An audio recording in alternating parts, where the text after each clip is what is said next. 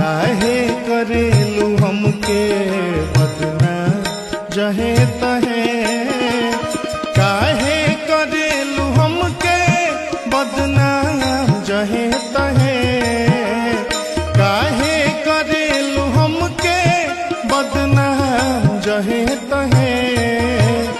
जनवों से ज्यादा तोहरा से प्यार भइल रहे, जनवों से ज्यादा तोहरा से प्यार भइल रहे।